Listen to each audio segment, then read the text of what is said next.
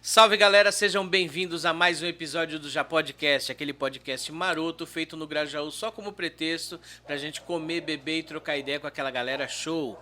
E já que você chegou até aqui, se inscreve no canal, deixa aquele like pimpão, compartilha com todo mundo, porque pra você não custa nada e pra gente é uma força gigante pra gente continuar o trabalho aí no canal, beleza?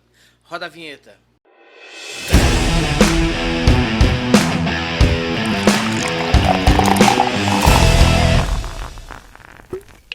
Bom, pessoal, e antes de mais nada, eu queria falar aqui dos nossos apoiadores. Você já conhece, essa nossa mesa maravilhosa aqui é fornecida pela Lunata Pastelaria, lá do Jardim Mirna. O pessoal lá faz salgados, bolos, açaí. Agora tem um panetone salgado, um espetáculo. Tá chegando aí o Natal, já tá chegando o Natal, hein? E eles têm lá panetone salgado acho que é espinafre com ricota, tem de, tá até água na boca, tem de queijo. Vai lá no canal deles no Instagram, segue e começa a pedir porque o negócio é bom, beleza? E outro parceiro aí que eu queria falar é a Tecno Studio. A Tecno Studio, o pessoal lá mexe com computador.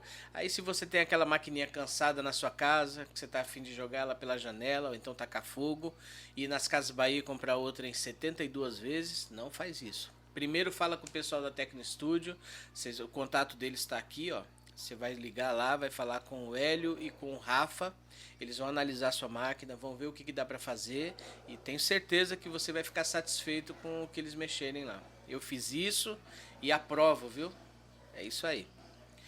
E a convidada de hoje, ela é fotodocumentarista, com o foco do trabalho dela aí é na periferia, no cotidiano da periferia, né? Tem aqui a Antônia Souza, do canal Clotidiano. Seja bem-vinda. Obrigada pelo convite. E é isso, é o cotidiano do Grajaú. Cotidiano do Grajaú. A gente vai falar já sobre o cotidiano. A gente normalmente faz um brinde aqui, né? Mas a gente vai esperar aqui o que você tem para preparar pra gente. Vamos lá? Nossa, tem uma receita aqui milenar. É. De família, nossa, longa data. Que é... Qual o nome dessa receita? Chevette. Nossa. E com vocês do Já Podcast, o milenar Chevette. Que eu aprendi esse mês, inclusive, a fazer. Acredita que eu nunca tomei? Não? Não, nossa. Nunca tomei. Assim, só os sabores, né? Vai limão, como é que chama? A bebidinha aí de limão, né? É aquela... Aquela bebida de limão. Aquela bebida de limão. Pode falar. Corote. Corote de limão. Eu vou só colocar aqui um pouquinho, senão vai derrubar na hora de... Ah, mistura dentro da garrafa. Isso daqui eu só sei fazer porque só vai 3 ingredientes. Deixa eu pegar o gelo ali que você preparou. Ela trouxe gelo de coco. Já tá aí, aqui, já deixaram aqui a produção. Já... Não é porque veio no potinho preto, agora tá no... aqui o pessoal já... Agora vamos ver se vai dar certo eu colocar aqui, porque eu sou... vai suco de baunilha. Cuidado com o microfone aí, pra você não apanhar do produto. Então, peraí, senão também... Não, pode colocar aqui em cima da mesa, pessoal. Vou colocar aqui. Pra um barrilzinho desse... Vai um suco de baunilha. Não vou falar a marca, porque senão... Faz propaganda aí. Não pode falar que é mid, não. Não, senão... É porque só tem ele que vai servir, né? Tem outros? Não sei, vai que tenha. Mas que se fizer com outra marca não dá certo não, hein? Deixa eu só... aqui, já tô... Aqui. Chevette. Você sabe por quê do nome de Chevette? Não sei. Eu não. Só via o pessoal comentando e tal. Eu achei engraçado chamar a bebida de Chevette. Mas é uma bebida que a galera faz com vários outros, né? Sim, tem, agora inventaram. Tem Ferrari, tem... Como é que é? Brasília Amarela, Opala. O Chevette 147 clássico, né? Então... Aí você balança bem, mistura, né?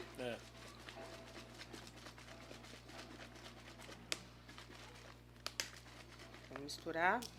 Ai, gente, eu vou tirar... Tem que colocar aqui, senão eu vou... Deixa eu pôr aqui. Essa daqui não vai usar não, né? Não, vai. Vai? Ah, tá. Peraí, Deixa aqui do meu a lado, gente não deixa aqui. desperdiça nada. Ah, É tá, só ele que eu volta. vou... Deixa eu tirar essa tampinha pra você. Só tira isso daqui, senão eu vou derrubar aqui, certeza. Vamos Do lá. jeito que eu sou. Vai estragar. Um momento.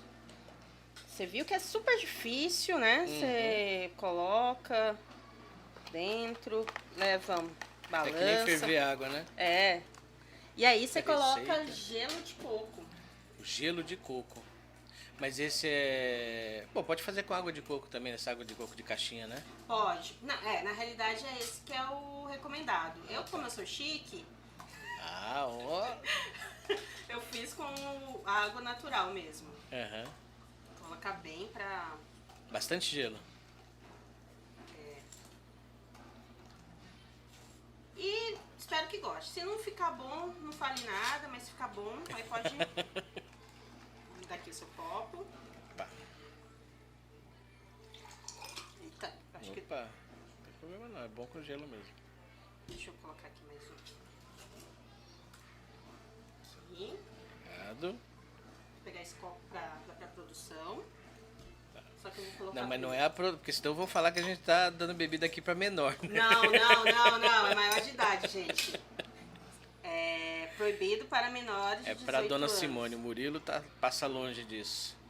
É a produção executiva. É, isso aí. É mesmo, viu, sabia? Aqui, Então. quando a gente fala família já podcast é literal. Aqui. Prontinho. É só isso. Vamos É lá. isso. Já pode? Pode. Saúde. Já podcast. Já pode. Agora é o momento da verdade. É bom. Tem gosto de Yakult. Exato. Não é? Isso daí é 2 pra dar PT. Meu Deus, é gostoso mesmo. Por isso que a galera toma isso aqui muito, né? E é baratinho. É, vamos lá, porque vamos ser preconceituosos. Corote é embaçado, né? Olha. Olha aí o corote. Cadê a tampinha? Só pra colocar aqui pra... Pronto. Ela é o... Isso aí é ela o meu... Isso, assim. É, os meus Não, dotes. esse lado é pra cá, aí. Nossa, é bom mesmo. Falei. Isso daqui... Ó, pra quem tinha preconceito com chevette, né? Com corote, né? Corote que fala aqui. É bom. É bom. Eu não vou beber nada, não, né? Eu não vou beber nada, pessoal, peraí. Encerramos aqui o episódio.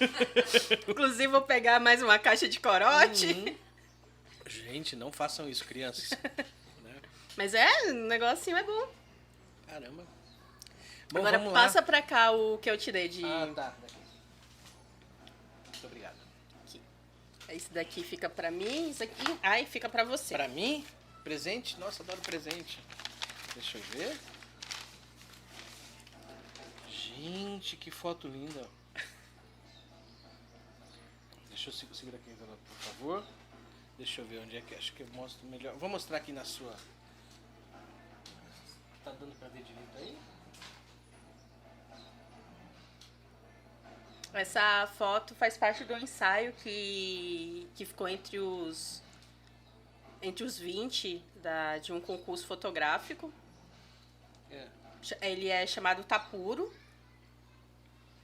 E... Tá puro. Tapuro, Aham. que ele vem da brincadeira da linha, né, da pipa, né? E aí a maioria das fotos que faz parte desse ensaio, foram feitas da janela da minha casa, né? No período da pandemia. Uma foi de 2018, do ensaio, Tapuro, e uma outra foi fora de casa também, mas a maioria é dentro da minha janela, da minha casa. Nossa, linda. E assim, a gente tem pouca coisa aqui, né? Poucos elementos, mas a gente consegue enxergar aqui a criança com a lata de linha, né? Tá aqui no canto. Aí você tem um fio com várias armações de pipa, né? A parede laranja, que é a nossa arquitetura, né?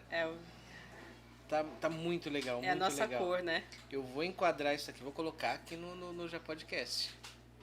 Muito linda, muito obrigado. Que bom que gostou. Eu adoro presente. Né? Inclusive, aos próximos convidados aí, quem quiser trazer presente, fica à vontade, viu? Mas, nossa, muito linda, muito linda. Parabéns. Parabéns. Deixa eu deixar aqui, Murilo. Obrigado.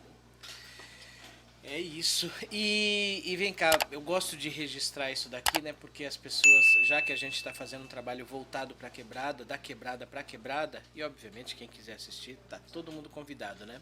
Mas é para a gente mostrar o que acontece, como é que a gente se desenvolve aqui. Eu queria saber de onde você vem. Eu sou cearense. Vim pra cá com 15 anos, vim pro Grajaú com 15 anos de idade. E tô aqui desde então, morando no Grajaú. No Grajaú há quanto tempo? Vai fazer 19 anos. 19 anos. Pra 20. Você já tinha falado 19 anos. 19 anos, já tô aqui. É mais grajaúense do que... Hoje eu posso dizer que eu sou mais grajaúense do que cearense. Tá certo. E uma coisa que a gente gosta de registrar também é como é que cresce na quebrada, quais experiências as pessoas trazem da sua vivência, da sua infância. O que é a quebrada? Lógico que você teve uma parte da infância não na quebrada daqui, mas numa das quebradas do Brasil, né? Uhum. E como é crescer na quebrada? O que a quebrada formou? O que você tem de história para contar pra gente? É meio complexo para mim essa pergunta, porque assim, eu sempre me senti muito distante, né? Mas eu não acredito que seja... mas eu acredito que também foi a forma como eu fui criada. Isso lá no Ceará, como também aqui, assim. Quando eu vim a minha história, ela é como a maioria da história do povo brasileiro, assim, né? Que a minha mãe é doméstica, então ela não podia me cuidar quando criança. O meu pai, ele não me cuidou. Tem uma história de que ele preferiu ficar com a esposa dele do que cuidar da filha. E aí eu tive que ficar em várias casas. Então, nesse período, que é o período que a criança está crescendo, eu acabei não me sentindo pertencente a um lugar. Então tem isso, veio pra cá na adolescência, querendo ou não, no Ceará eu morava numa casinha melhorzinha, mesmo que fosse da minha tia e tal, mas eu era... as ideias que vinham não sei se pode falar, mas era meio que contra o Lula, essa era a percepção assim, da casa onde eu vivia, que o Lula era o demônio. Tinha isso. E aí, quando eu chego aqui em São Paulo, eu venho morar no Grajaú, eu tenho um choque cultural imenso, assim. Porque eu morava em um bairrozinho periférico também, era no Jardim Iracema, lá no Ceará. E no bairro de Fortaleza, né? E aí eu venho pra cá, pra São Paulo, no Grajaú, onde tem essa casa sobre casa, né? E essa coisa cultural que vem gente de todo lugar. Então, eu sou adolescente, cheia de traumas, venho pra essa quebrada e eu acabo... Pra mim, sempre foi uma coisa de tentar me deslocar. Então, foi difícil, assim, o meu processo de viver na periferia. Tanto é que tudo que eu fazia, que é o que até a gente já conversou, tudo que eu fazia é fora do Grajaú. Eu não sabia da potência do Grajaú, tudo era fora. Vamos para um showzinho, alguma coisa? Lá, gratuito, porque São Paulo tem bastante coisa, né? Mas vai fazer o quê? Na região central, na Paulista. Então, a periferia, pra mim, eu tô tendo consciência de estar pertencendo à periferia agora, praticamente, 2 anos, assim. É muito louco esse processo. E eu acho que tardio também. Tardio não, antes tarde do que nunca, né? Antes tarde do que nunca. Tem isso também. Mas eu acho que é esse rolê que vendem pra gente da periferia, que a gente mesmo compra, e eu falo, né, de mim, é um plano mesmo pra gente não ter consciência da potência que a gente é, né? Como indivíduo e como sociedade, né? Sim. Então a gente acaba sempre entrando no limbo. E aí quando a gente sai disso, quando a gente sai da caverna, nossa, tipo, Ofusca, né? e aí você não sabe muito bem pra onde Você ir quer e fazer tal. tudo ao mesmo tempo, você descobre as suas capacidades, né? E você quer Isso. fazer tudo ao mesmo tempo. Isso, e aí como vai fazer, enfim, é uma série de coisas Dizem assim. que a ignorância é uma bênção, né? Eu também acho, assim, também acho que é. E aí, mas é isso, a gente vai aprendendo, vai se desenvolvendo, né? E aí, é isso, da periferia pra mim, foi uma adolescência muito... Nunca fui de sair de rolê, então eu ficava realmente mais tempo em casa, então não tinha... Eu não vivia a periferia como deveria viver, eu acho. No que ela oferece, né? Uhum. Nisso. Mas assim, qual foi o maior choque que você teve quando você chegou aqui? O que te deu assim mais te causou mais Estranhamento? estranhamento, incômodo, não sei. O lance das casas, uma sobre a outra, que é isso, né? A periferia constrói aqui, depois constrói aqui e tal. Aproveitar o espaço que tem. Exato, aproveitar tudo, você tá escutando o som do vizinho, eu até hoje... Viver coletivamente, né? Viver coletivamente, trabalhar... Nem que seja força. Trabalhar psicológico para não gastar o réu primário. Tem muito isso, né? Mas é isso, assim. Mas ao mesmo tempo que tem essas questões, e como eu fui cuidada para dizer assim, o que vem da periferia, o que vem da favela é ruim, que é o que eu me absorvi quando adolescente, eu tenho uma história que eu morava com a minha tia em Fortaleza, e aí a gente, como eu falei, a gente vivia num bairrozinho ok. Uhum. E eu tinha uma amiga, e essa amiga morava em um conjunto habitacional, era assim, tipo, basicamente. E aí eu lembro que eu pedia Tipo pra ir aqui pra... assim, uhum. E eu pedia pra ir pra casa dela, né? Criança, brincar e tal. E aí minha tia falava que não podia, por causa do... Tinha esse preconceito. Uhum. Então, é muito louco, porque a gente cresce com esse preconceito, e aí eu tenho essa vivência. Quando eu saio desse lugar, venho pra cá... onde você não podia ir. Aí você fala, caramba, aí tem um choque, né? E totalmente equivocado, totalmente... Sim. Sabemos disso, né? Mas como é que isso funciona na sua cabeça? Então, preconceito atrás de preconceito, que agora que estou quebrando agora, porque por exemplo, uma das coisas que é muito doido a se falar, e eu acho, me dá uma certa tristeza. Acho que eu vou abrir uma cerveja aqui. Se você quiser abrir, você pode abrir a sua. Não, também. Eu vou ficar por enquanto só no Chevette, se misturar vai dar ruim. Eu vou começar a chorar aqui. Quem disse que dá ruim é ruim? Então toma. Pra trazer, né, mais like, corte, né? Mas, assim, a gente quer polêmica. Brincadeira. Não, olha, eu já perdi o foco do que eu ia falar. De ser jogada aqui. Eu tinha uma coisa do preconceito, por exemplo, até mesmo de ser cearense. Olha que loucura, né? Que é o Estado, aquilo do racismo. Não só o racismo estrutural, mas também o preconceito, né? Estrutural, como tá ali. Eu não sei se classifica como xenofobia, acho que não, né? Porque não tá fora do país, né? Mas é alguma coisa, é um sentimento semelhante. Né? Porque você vê, eu, por exemplo, eu consumi muita coisa, eu fui criada pela TV. Uhum. Então eu assistia as emissoras, SBT, Globo, tudo isso, filme, Sessão da Tarde, né? Então, foi isso que eu fui absorvendo ao longo da minha vida. E o que a gente vê dos filmes dublados, dos programas de televisão, principalmente da década de 80 e 90, que é bonito, se você é mulher, o que é bonito? Você ser loira, magra, né? Esse perfil, esse fenotipo. Fala Ah, tem que ter aquele... Sotaque. o sotaque de São Paulo, né? Que o pessoal fala que São Paulo São não tem Paulo tem sotaque. sotaque. Então, eu cresci também com essa coisa de, o sotaque cearense é feio.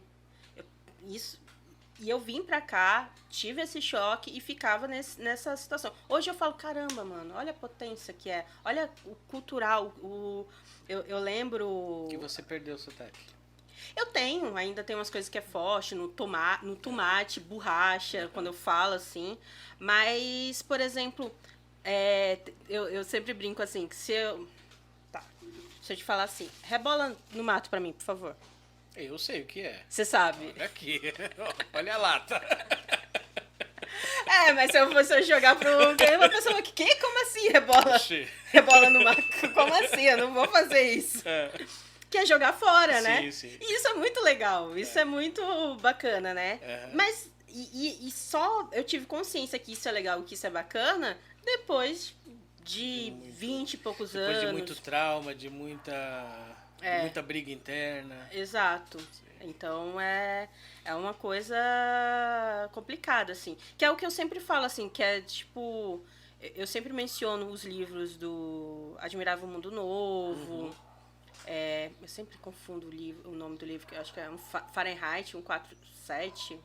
Sempre. 400, sei lá, alguma coisa. Acho que é 400 alguma coisa. 400 assim. alguma coisa. Fahrenheit e o 1984, 1984, né? Orson Welles. Que foram histórias inspiradas em guerras, em situações que a gente vivencia até hoje, né? Esse condicionamento físico, que é o da periferia, de sempre estar ali. Essa semana mesmo, um colega falou assim, mas quem quer sai, né? E aí eu falei pra ele, querer não é poder. Pra quem é da periferia, tem muita coisa aí pra... A gente tem aí duas vertentes, né? Você tem a pessoa que nunca esteve, né? Então acha que é fácil sair. E tem... porque não é só querer. Você tem que ter ali uma conjuntura dos astros para você conseguir sair, né? E aí a pessoa acha que todo mundo mede todo mundo pela mesma régua e acha que, se você tá aí ainda é porque você não tá se dedicando, não tá trabalhando duro o suficiente, né? Exato. E não é bem assim, né? Mas enfim. Quem vive na periferia sempre trabalha o dobro, né? Pra conseguir o dobro, o triplo, pra conseguir o mínimo, né? Que é o mínimo, a alimentação do dia a dia, né? Tá difícil, hein? Eu só vim pela comida pra conversar. Só. Não tem problema, quando você sair tem uma notinha ali pra você acertar. Não sei se te falaram, mas o pessoal come aqui, mas quando sai tem que pagar. É um restaurante na realidade, né? É um pretexto só.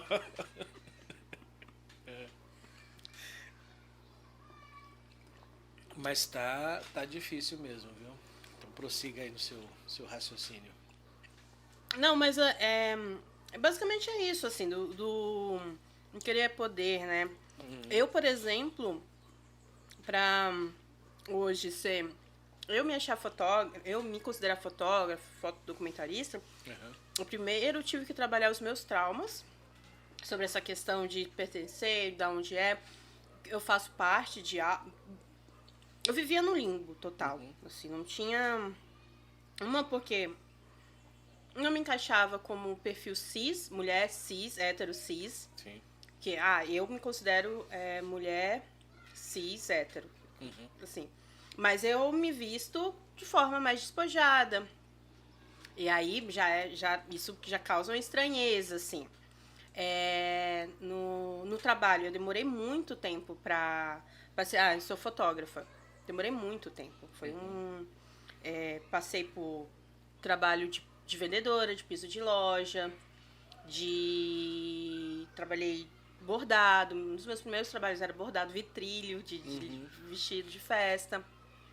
Teve toda essa coisa, mas assim, pra eu dizer, não, tá ok, esse é o trabalho que eu quero desenvolver hoje, eu primeiro tive que trabalhar aqui os meus traumas, os meus medos, a questão de dizer assim, que é o que vem sempre, assim, eu sou incapaz, eu não vou conseguir, isso não é pra mim, que é o que a gente recebe muito isso. Sim.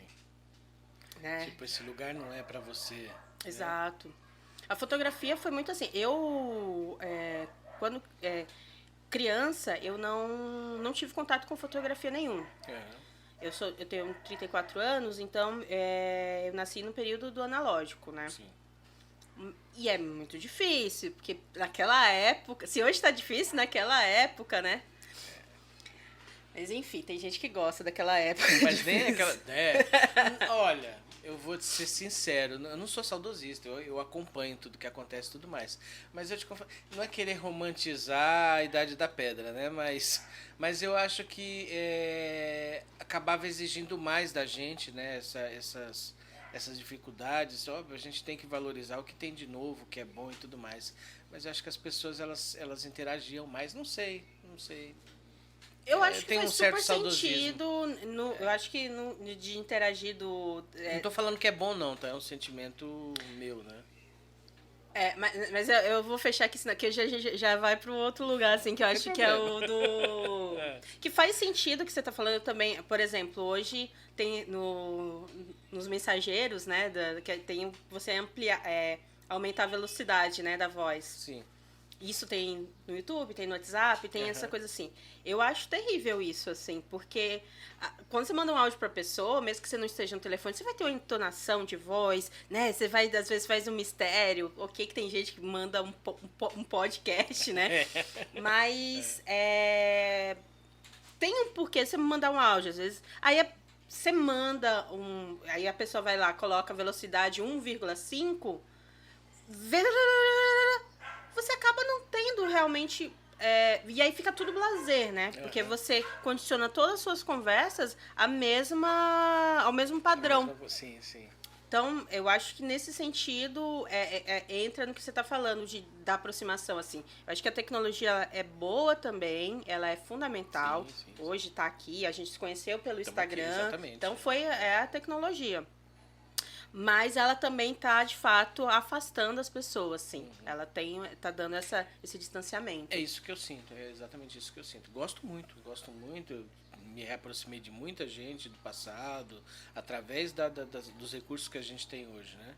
E gente que eu não falava, que não tinha o costume de falar, hoje às vezes a gente se fala todo dia, porque você deixa ali uma mensagem, a pessoa não precisa responder na hora, não precisa ler na hora, lê 3, 4 horas depois, aí você vai e responde também. Então tem essas facilidades, mas por outro lado tem isso que você falou, né?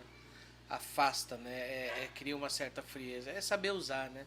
É saber usar. Mas você estava falando que você veio da época do analógico. Isso, e eu não tive contato com a fotografia. Não tive, né? Aquela coisa de... O que eu lembro, assim, era de um vizinho que era fotógrafo. E aí a única vez que eu tive uma foto, assim, foi no meu... Bom na minha... mesmo, hein? Ele deu uma foto, ele fotografou a minha comunhão, minha primeira comunhão. E aí foi isso que eu tive de foto. Aí eu lembro de uma cena de uma novela, da novela, chamada Por Amor, que tinha. E aí tinha uma personagem da Paloma Duarte, que ela era fotógrafa. E aí eu lembro que ela entrava na sala escura, assim, que tinha a luz vermelha, que é a de revelação, né? E eu achava aquilo ali incrível, achava, nossa, que lindo. Mas, e aí cresci, pensei em ser dubladora, atriz, ser tudo, assim. E eu já fiz um monte de coisa mesmo. Você não assim. queria carteira assinada, 8 a 6, nunca quis? Nunca quis, mas eu sempre trabalhei. Assim, tem que pagar boleto, né? Mas eu não tinha como dizer assim, não sei se não é ganância, uma ambição, tipo assim. Ambição. Tanto é que atriz eu queria muito atuar, tal, fiz até um curso de teatro, mas depois Uhum. mudou. E aí hoje eu estou atrás das câmeras. Mas era escrever, enfim, fazer, ser escritora também. Tem muito isso, assim, tem... Mas eu não desenvolvia. Eram coisas que vinham na minha cabeça, mas eu não desenvolvia. E aí E aí foi o que eu fiz. Fiz várias coisas, assim, ao longo. Não sei se nem se eu tô viajando aqui, mas fiz muitas coisas ao longo do meu trabalho. A maioria voltado para vendas também, livraria. E aí, a fotografia, eu lembro que eu lia bastante sobre a fotografia em 2011. Eu comprava revistas sobre concurso. Eu sempre namorava a ideia. Aham. Mas eu achava que aquilo não era o meu lugar. Porque a fotografia, ela é elitista. Se a gente for pegar o grande, né, o mercado artístico, é elitista. Começa pelo preço do equipamento. Exato. Né? Isso por si só já é uma barreira, né? Exato. Então, e uma das coisas que a gente sempre vê é o cara branco vindo para a periferia, pegando as imagens das pessoas periféricas, contando a história como ele acha que é sempre colocando numa situação de precariedade. E aí sai, né? Vai para sua casa, vai lá, vai viver, vende esses ensaios, participa de concursos, ganham, mas não retorna. É sempre... E ainda romantiza... a pobreza e tal, tem muito disso, né? E aí em 2015, 2016... Não, acho que é nesse período, assim. Eu trabalhava na livraria, que foi onde eu aprendi muito, e infelizmente a gente tá com esses cortes, assim, que o que está acontecendo hoje no mercado cultural é o reflexo do Brasil que é atualmente, né? Exatamente. Então... É uma coisa desnecessária a cultura, né? As quebras das livrarias, e aí você vê que é um produto que não tem imposto, mas assim mesmo é muito caro. Onde a gente tem um ministro que diz assim, é porque os pobres não leem, né? Porque pobre vai ler, né? Pra quê? Mas por que não taxa os ricos, né? Já que... Mas E aí eu trabalhei na livraria e eu tenho a sensação que todo mundo deveria trabalhar numa livraria. Eu acho que o primeiro trabalho deveria ser em uma livraria. Porque é muita coisa que você... Eu trabalhava no setor infantil, onde ninguém queria trabalhar no setor infantil. Eu sou meio durona, assim, mas era um lugar melhor, assim, foi onde eu li mais livros bacanas enfim, que trazem algo, né? E fora isso, do setor infantil, acessava os outros lugares. Certo dia, peguei o meu celularzinho antigo e aí resolvi fazer foto do pessoal. E o pessoal gostou com essa foto de celular e começaram a ficar, por que você não faz fotografia? E eu relutei muito. Eu falava, não é pra mim. Eu não vou ter dinheiro pra comprar uma câmera. Eu ficava sempre nesse rolê. Aí, depois eu saí da livraria da Vila, que eu trabalhava, e fui pra FENAC, extinta FENAC, em Pinheiros. E setor infantil também, caótico. Mas lá na FENAC tinha o setor eletrônico, né? E eu adquiri a minha primeira câmera, a Sony Alpha 3000. Conheci. Um clássico. E aí eu comecei a fazer fotos, que aí foi daí que surge o cotidiano, porque quando eu comecei a fotografar mesmo, foi porque eu não estava bem mentalmente, assim. Por causa de boy. Boy é uma desgraça. Temos que agradecer a esse boy. Nós agradecemos. Você pode ter aí o coração machucado, mas... É bom que traz um drama, né, pra fora. Traz Mas, fui fazer A dor é a mola propulsora da arte? Cara, depende. Depende muito. Às vezes a dor mas também a felicidade também assim. Eu acho que depende muito, assim. Quando você se apaixona, quando você também tem uma coisa, também acho que você consegue ver. A dor, ela te traz aquela coisa, né? Triste, melancólica, tal. Mas acho que a felicidade também impulsiona pra arte, porque ela consegue dar uma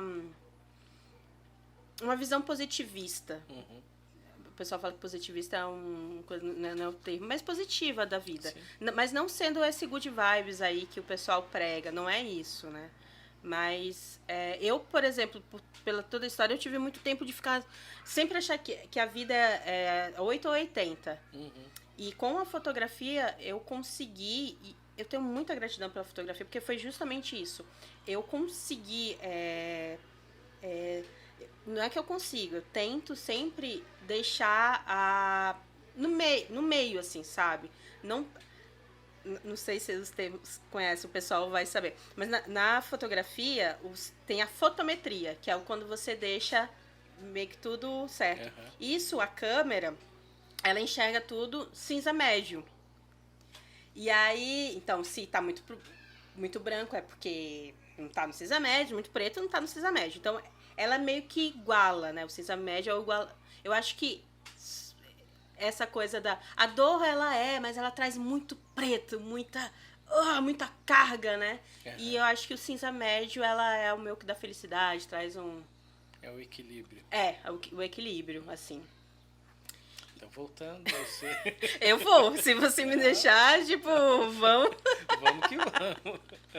E aí eu adquiri essa câmera, comecei a fotografar como forma de terapia, fotografia de rua, porque as minhas referências sempre foram desses fotógrafos de rua, da Magno, do Robert Capa, eu sou péssima de nome, tem vários outros assim.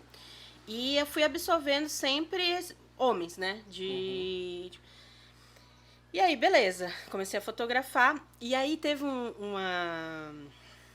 E aí tinha uma amiga, a Júlia, que ela vivia fazendo festas ótimas, assim. Ela faz festas e ela fala assim, vem fotografar aqui.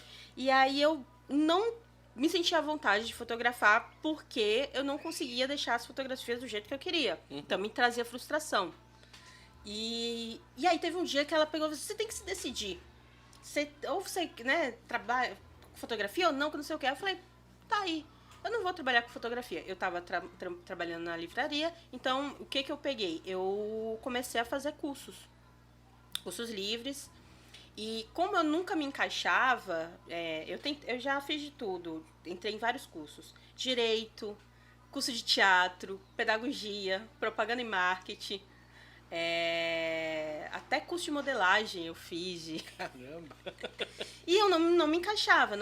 Eu gosto, hoje eu acho engraçado que eu acho muito importante a gente conhecer com o processo das outras profissões, porque aí a gente entende... E você acaba levando alguma coisa pra dentro da sua? Sim, também. Mas a gente entende que quando a gente vê o processo, a gente entende que o trampo do outro, a gente não diminui o trabalho do outro. Sim.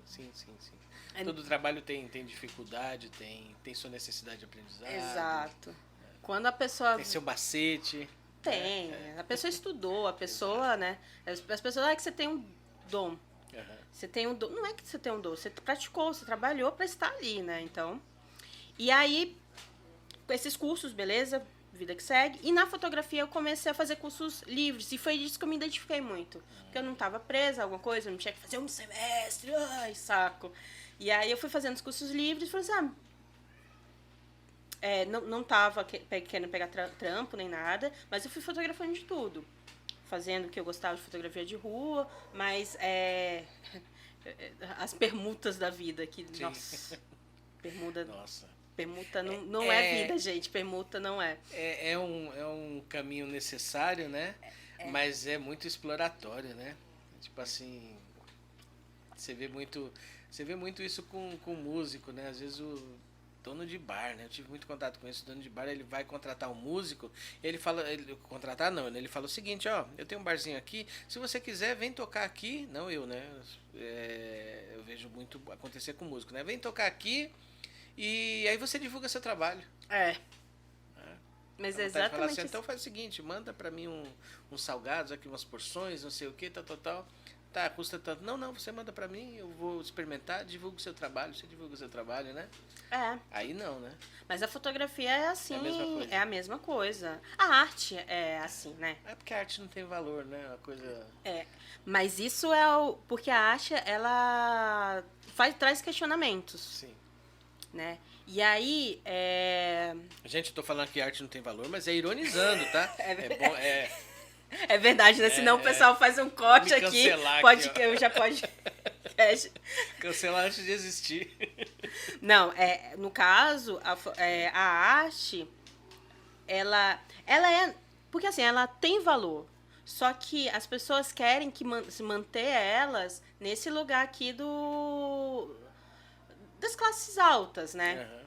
Porque pra gente, pra periferia, e aí eu sempre coloco isso, o que a gente tem que ter? Trabalho. Uhum. A gente não pode ter direito a pensamento crítico, a gente não pode pensar. Porque a partir do momento que a gente começa a pensar, a gente começa a questionar. E aí questionar, a gente fala, opa, peraí, amigão, não é por aí que a banda toca. Isso não é pra você. Né? E é assim, eu acredito que a gente está vivendo esse Brasil exatamente por isso. Porque a gente começou a questionar e as pessoas ali do alto falam assim, olha, peraí. Mas a gente precisa estar nos lugares, a gente precisa... Na fotografia tem muito isso do preconceito, do machismo. Eu falo muito do lugar do machismo porque eu vivencio isso, Aham. enfim, das coisas.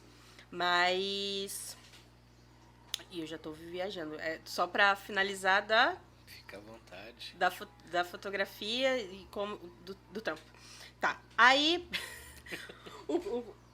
comecei a fazer os cursos e tal. E aí eu lembro que eu vi uma reportagem, uma fala do falecido Raul Cortez, que era um ator, Sim, assim. sim. E aí ele tava falando da profissão ator, né? Pra quem não é o Berdinazzi. Ele era um ator sensacional.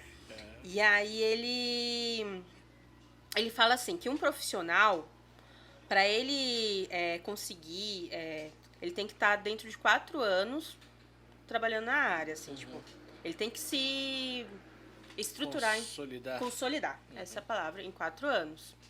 E eu falei, puta que pariu, desculpa o palavrão. Não tem problema. Eu tenho que correr. E aí foi quando... Tic-tac, tic-tac. E aí eu comecei e eu estou desempregada. Desempregada Estou disponível para receber currículos. Mas distribuir currículos, né, no caso. Mas é isso, assim. E eu acho que foi muito rápido também, assim, da questão, principalmente da fotografia autoral, que é onde eu quero trabalhar, né? Onde eu quero... Os meus projetos são muito isso, assim. Hoje... e aí eu fui fazendo curso, fiz o curso o técnico do Senac. Não paguei, mas aí é outro caso. Foi bolsa? Não! Foi bolsa porque eu me dei a bolsa. Que o Senac não escute isso, por favor. Senão vão bater na minha casa. Faz parte. Mas fiz o curso. E é isso, assim. E aí, pra me manter, vamos fazendo os trabalhos e é aquilo. As pessoas não dão um valor que tem. Assim, não dá o valor que tá. Que né? Tipo, vem sempre querendo a permuta ou uma dica de fotografia. Tem... É sempre assim, nesse lugar, né? Que é cansativo, assim. Você tem aí dentro da sua história, você tem aí um hiato entre ali aquele momento que você chegou, que você começou a conhecer o Grajaú, foi no momento que você estava conhecendo a vida também, até o momento que você se declara fotógrafo. Você falou aí bastante coisa, mas quanto tempo levou isso? Quando foi que você começou a ter contato de fato com a fotografia como profissão? Qual foi o momento ali daquele sou fotógrafo? O momento que eu sou fotógrafa aconteceu ano passado. Nossa! Então, isso é muito foda, assim. Tem uma fala do Emicida que ele tava falando sobre... pode falar. Não, Pode falar. eu não vou saber explicar, falar exatamente a fala dele, mas ele comenta de uma cantora que tem uma música ou é um álbum que é tipo, levei 18 anos pra ser cantora, tal, uma coisa assim. Eu acho que é o nome do álbum da cantora. Depois eu vou pesquisar melhor pra falar. E aí, ele falou assim, o meu projeto, né, a empresa que ele tem, Laboratório Fantasma. Laboratório Fantasma, é fazer com que outras mulheres não levem 18 anos para ser artista, para ser isso, assim, né? Que reduz, né? E o meu caso foi exatamente isso, assim. Como eu falei, eu tive que primeiro lidar com as questões, porque se você não tem base familiar, se tá sozinha, assim, né, a jogada, você tem que ir pra onde é que eu vou, então você dá muita cabeçada. E eu tentava fazer um curso de direito, fazer um curso de pedagogia e não me identificava. Mas é que também você escolheu o caminho mais difícil, né? Porque te falaram lá, não, porque você não vai fazer fotografia. Você falou, não sou fotógrafo. Aí Então, você foi fazer um monte de coisa pra descobrir que era fotógrafo. Então, mas isso veio tarde também. Quando o pessoal começou. Mas eu escutei. Eu sou cabeça dura, mas nesse momento até que eu escutei. Quando o pessoal falou assim, vai, né, fotógrafo, isso aqui, eu já tinha uns 27 anos. 27 anos. Porque até então eu não achava. Eu realmente nunca pensei em ser fotógrafa. Nunca pensei em ser. Pensava talvez ser atriz, talvez ser escritora. Então tava sempre ali no. Porque eu gosto muito de filmes, séries. Então, eu consumo, né, bastante coisa. Então, para mim era talvez um lugar possível. Sim. Mas a fotografia, realmente, para mim, era um status muito assim. E que não é, né? Só que existe uma elitização muito grande. Existe esse engrandecimento que a gente, quando vai ver... Desculpa. Imagina. Quando a gente vai ver assim, por dentro, são panelinhas... São nichos que você tenta acessar, você tem que jogar o jogo deles. Sempre tem isso, assim. Então, sem qualquer segmento, né? Qualquer segmento tem. Só que na Acha é mais difícil. Você tem que sempre estar fazendo network. Você sempre tem que estar... Porque os recursos para artes, eles são pequenos, né? Em relação a tudo que gira aí na economia, o recurso para arte é pequeno. Então, ele é disputado a tapa, né? E às vezes... Tem os recursos, mas a gente não sabe. Eu, por exemplo, eu só sou velha também.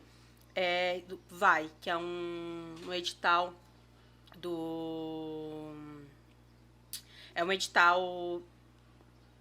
Eu acho que é da Prefeitura de São Paulo. Ou é do Estado, não sei. Ele é destinado para jovens, para desenvolvimento de projetos periféricos. Até 25 anos, se eu não estou enganada. Eu só fui saber desse projeto... com 30 anos, ou seja, eu perdi uma oportunidade. Sim. Né? Porque eu não estava inserida, eu não me fazia pertencer, eu não me sentia parte do lugar onde eu vivia e não estava aprendendo e dialogando com o lugar onde eu vivo. Então, realmente, você acaba perdendo isso. Então, pra mim foi um hiato muito grande, e aí até pra estar o estágio de fotografia. Tem gente que vai dizer assim, mas foi no seu tempo, porque nunca é tarde. E de fato é. Sim. Concordo, sim. A gente... Hoje eu posso ser fotógrafa, mas amanhã eu tenho consciência que eu posso fazer outra coisa. Eu vou aprender permacultura. Semana que vem eu vou começar a fazer uma permacultura. Hortinhas de espaços públicos e tal. Mas, pra eu dizer que olha, eu sou fotógrafa, é com isso que eu quero trabalhar. E mesmo que não seja com trabalho, que é uma coisa que eu sei que eu vou desenvolver, mesmo que se não tiver vindo grana, enfim, levou mais de 10 anos. Mais de 10 anos. Mas aí não é muita exigência de você para você mesmo? Porque... Eu acho que você chegou num ponto assim que você entende como de excelência agora, mas você já... A lambança. Eu falei que eu ia fazer. Você de repente já está fazendo um trabalho que as pessoas admiram há bastante tempo e recebendo elogios por isso.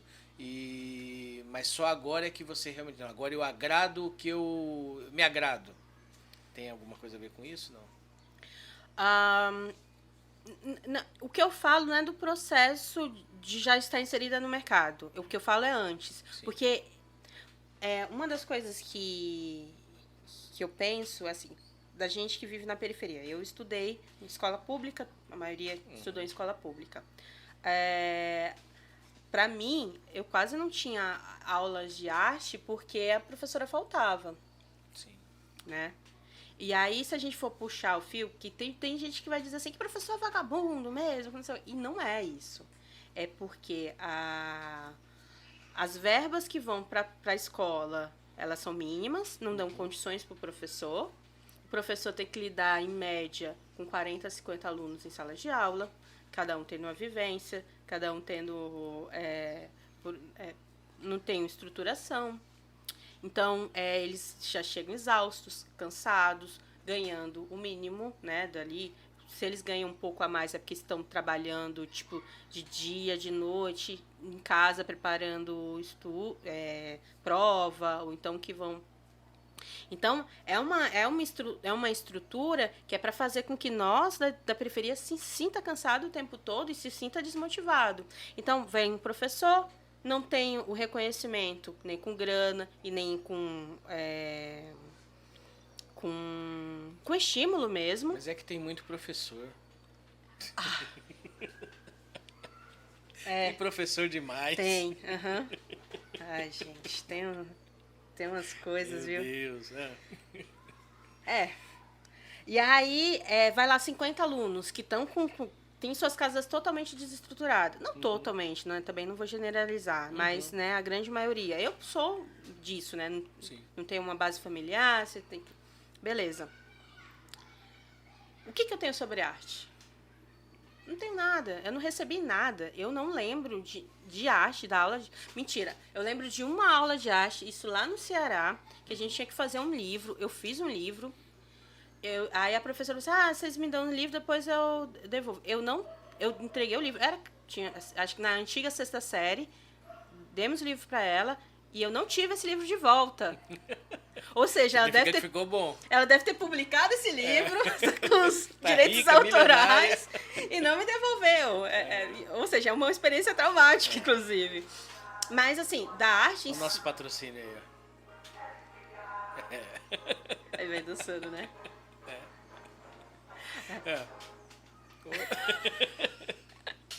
E aí ela tá milionária, levou seu livro. E aí, é um bom sinal, é sinal que ficou bom, né? mas bom pra ela, né? Não deixa de ser um elogio, né? Não, mas o que eu falo assim, de cobrança. Sim. A gente nós não recebemos o... É possível você ser artista, seja lá o que for. É possível. Pra gente, não. Nossa, eu fiz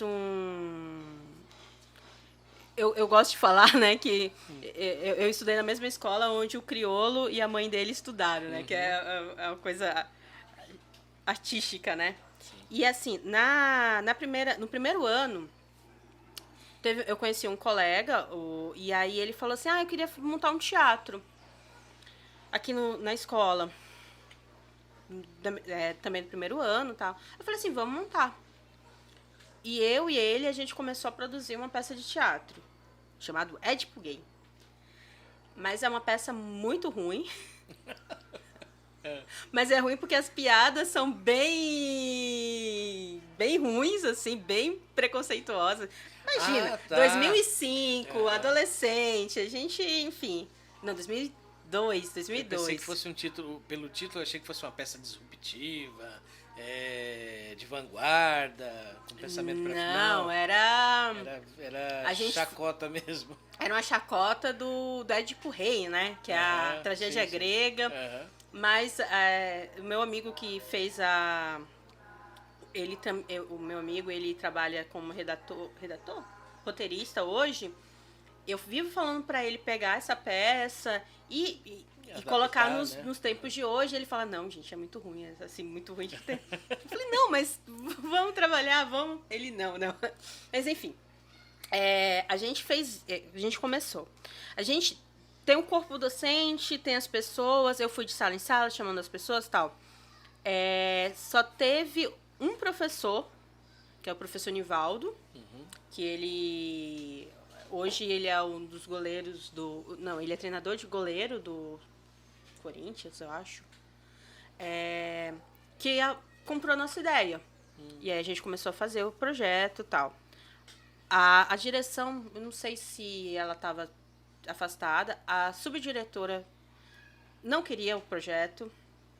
Os professores, tinha professores que ficavam falando que a gente... que vocês só querem matar a aula, que não sei o quê. Ou seja, não tem o incentivo, né? Sim. Fazer arte pra quê? Né? Fazer arte pra quê? E aí, eu acabei saindo do projeto e foi feito o projeto. E além de ser apresentado na escola, esse projeto foi apresentado nos céus. Que foi um movimento... Foi um movimento da gente, que eu comecei junto com meu colega, deu um ano depois, eu não sei se foi um ano ou dois, acho que foi no segundo ano. No segundo ano, esse meu amigo que é roteirista, pegou e virou assim pra mim, vamos fazer uma peça de novo? Aí eu falei, tem certeza? Já estava desgastada pela primeira experiência. Porque eu acabei saindo antes, tal, por causa da minha explosividade, tal, e aí ele falou, vamos, tal, eu fiz uma personagem pra você, que não sei o quê. Tá bom, fizemos. Mesma coisa, cheia de barreiras, os professores não queriam que a gente fizesse. Que vocês estão matando a aula. Sabe, gente, é cultura. Dava pra pegar tantas coisas. E deu certo. Eu lembro de uma professora falando assim, nossa, ficou muito bom. Mas isso quando a gente apresentou. Então a gente tem que estar lá, sempre tem que estar batalhando pra gente apresentar. Só que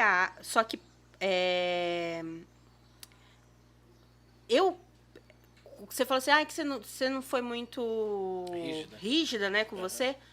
Viver de arte, para quem absorve tudo isso, a gente acha que não é possível.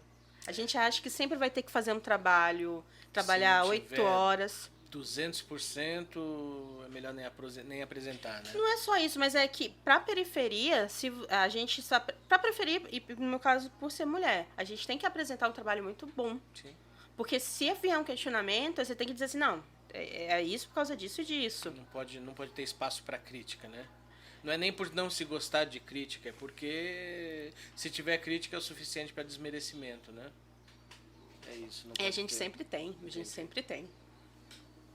Eu já recebi coisas assim, tipo, bem no início. Nossa, você tem Nossa, você fez essa foto com essa câmera.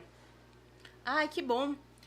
Mas Ai, pena que você não tem mais dinheiro para comprar uma câmera melhor, né?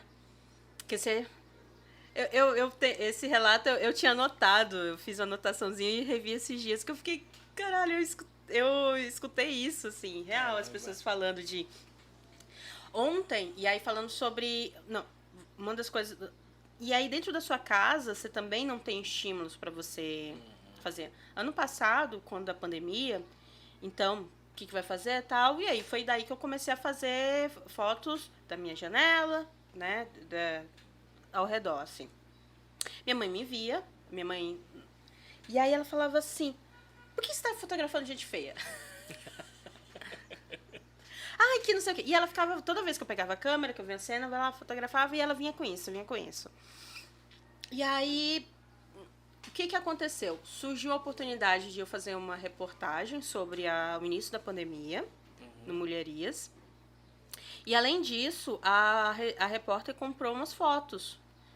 E aí eu peguei esse dinheiro e dei pra minha mãe. Tá aqui, mãe. É isso daqui. Aí ela mudou a postura. Que coisa, né? A gente tem que... Aí é que a pessoa... Aí é que vem a consciência. Não é uma crítica, tá? Mas é aí quando você vê que é possível gerar dinheiro, é que vem a consciência de que é um trabalho, né? Exato. Porque na cabeça que a gente tem das pessoas mais velhas, trabalho é só aquilo lá que você vai pro trabalho e... né? Seja Bater vendedora, cartão, isso. essas coisas. Né? E quando na arte, de modo geral que eu falo, você tá ali desenvolvendo. Se é um escritor, vai estar pensando como construir uma frase corretinha. Se é um ator, você vai estar lá a interpretação, como, o que você quer passar. Então, são todas essas questões, assim, que é a prática. Que você está se divertindo.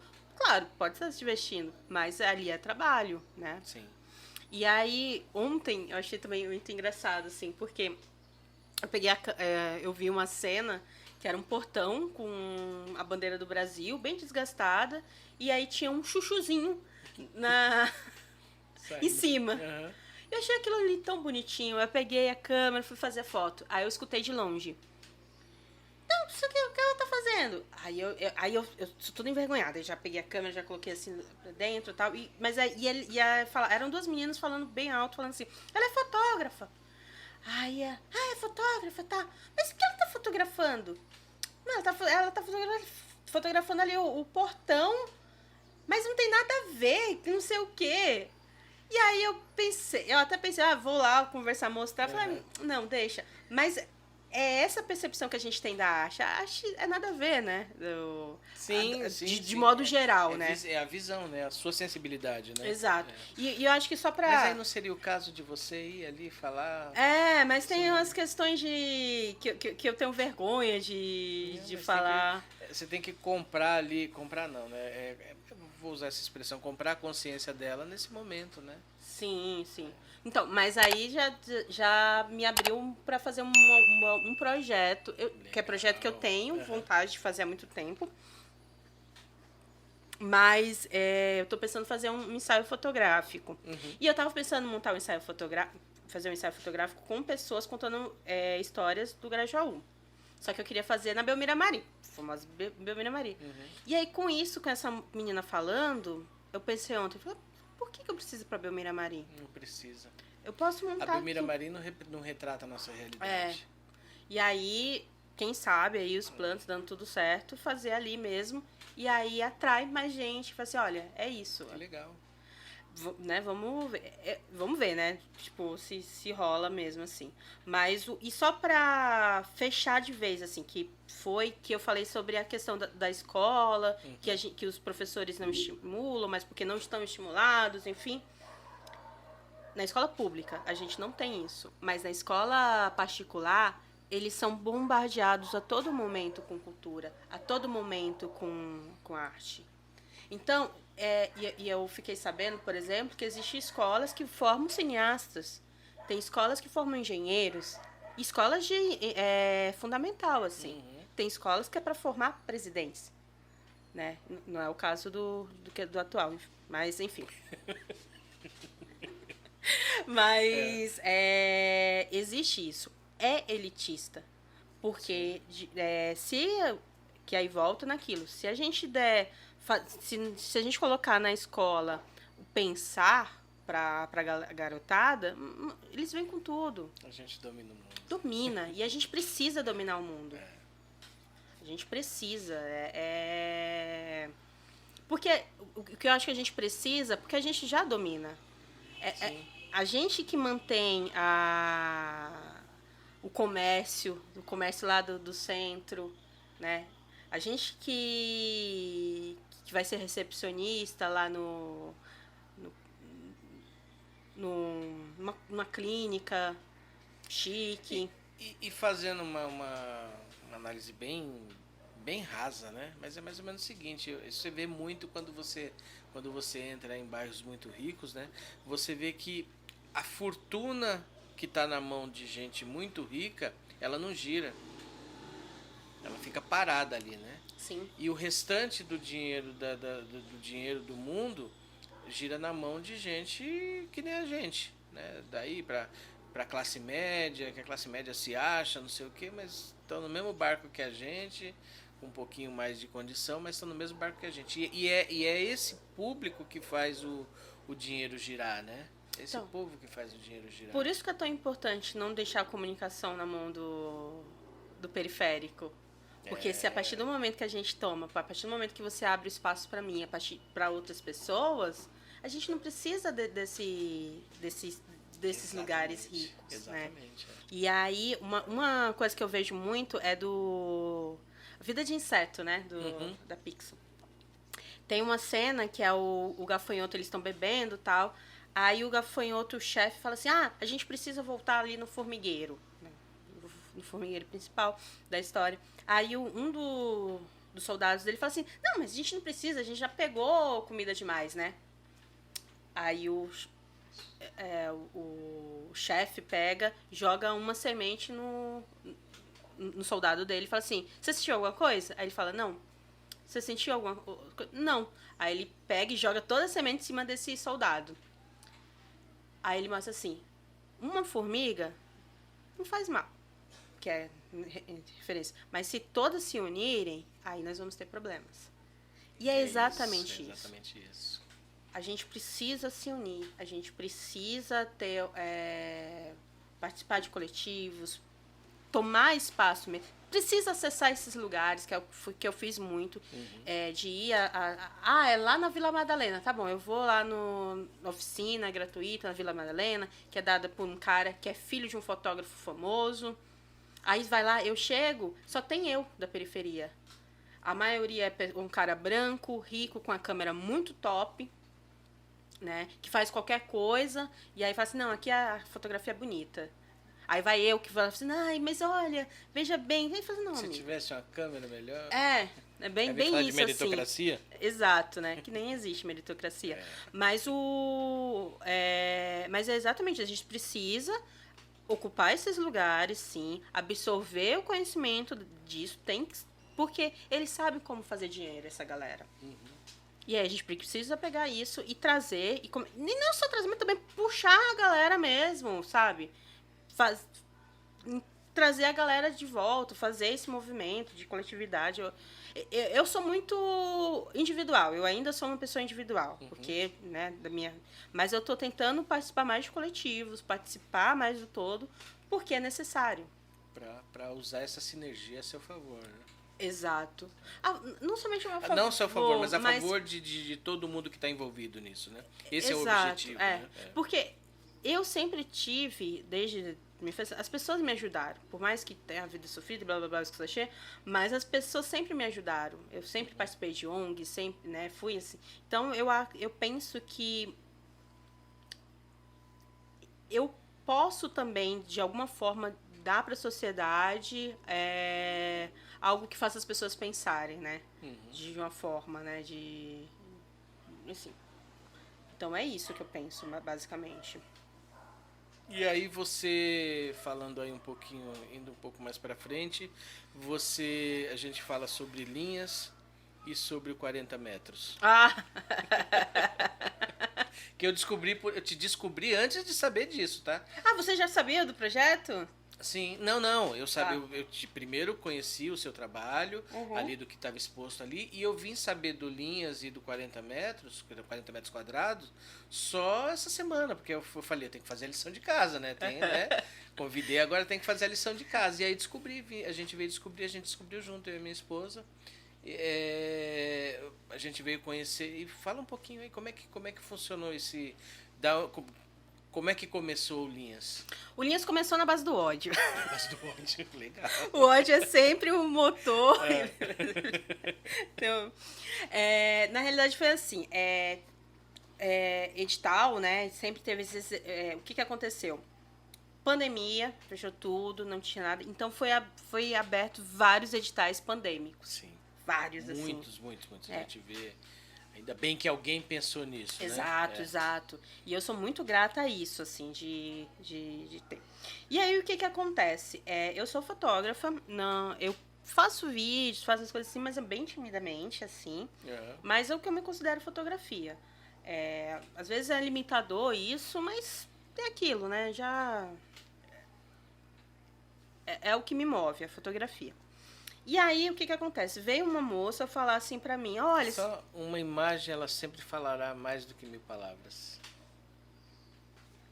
Depende, Fala. Então... Ainda tem que dá pra gente explorar mais a respeito disso, mas... Dá sim.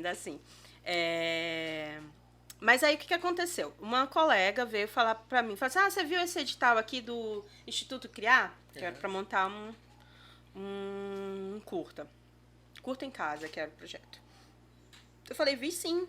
Aí ela, olha, eu tô pensando em entrar, você quer participar? Ia ser 3 pessoas. Eu falei, vamos. Aí passou um dia, essa pessoa não veio mais falar comigo, 2, 3, e já tava dando o tempo de finalização do projeto. Aí eu falei, quer saber? Eu vou fazer esse projeto sozinha. Porque eu já estava fotografando durante a pandemia. Eu já estava fazendo, né, os retratos. Inclusive, a foto que eu tirei é disso, dessas imagens. Aí eu peguei, me inscrevi, mas assim, parece, né? E esqueci. Quando de repente eu recebo um e-mail falando assim, parabéns, você foi uma selecionada, faz parte. Foram 200, se eu não me engano, foram 200 curtas. E você vai ganhar uma grana, e é isso, você tem que montar tal. E eu falei, caramba. Que legal. E o que é legal, assim, porque a gente pensa uma coisa, mas não dá. Assim, porque quando eu montei o projeto, era para fotografar uma pessoa específica, um adolescente que sempre estava soltando pipa, assim, e eu ia fazer centrado nele. E aí eu pedi autorização 1, 2, 3 vezes.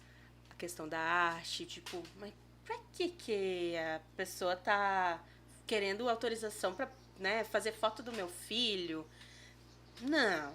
Então, né? Vai roubar o rim dele. Mas faz sentido, né? Tem que ter precaução. E acabou, não conseguiu o direito pra fotografar a criança. E aí mudou todo o projeto. Então, era para ser sempre numa criança.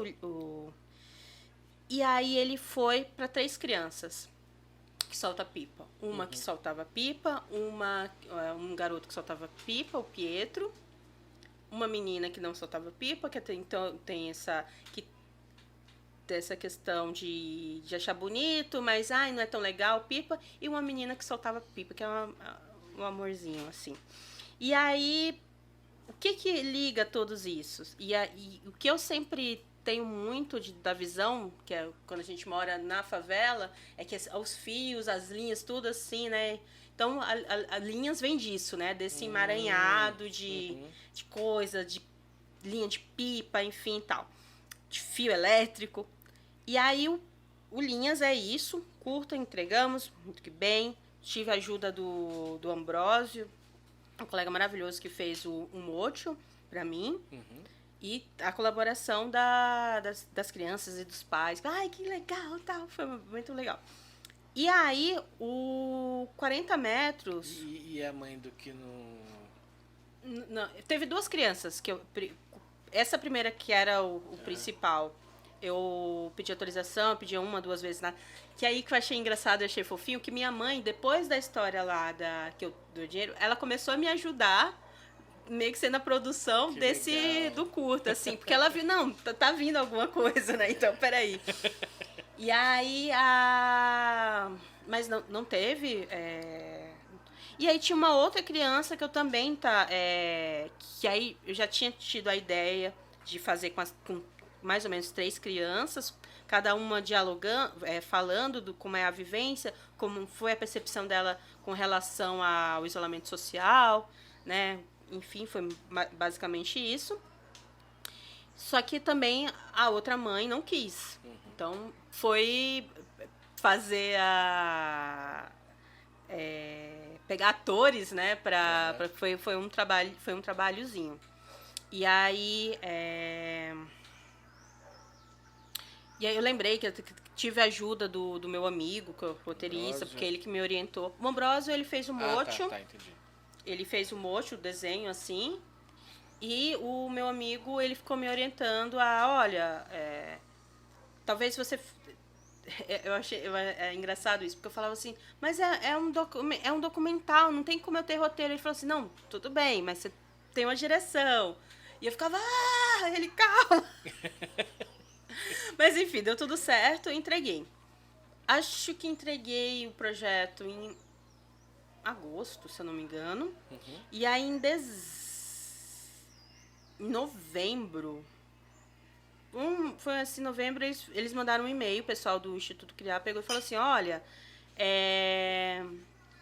A gente vendeu uma ideia de projeto com todos os curtas de vocês, tal, pra Globoplay. A gente vai fazer o primeiro projeto de coletivo, de que vai ser. Vocês topam? Aí eu fiquei, só que não vai ter grana. Aí nesse caso não entrou grana.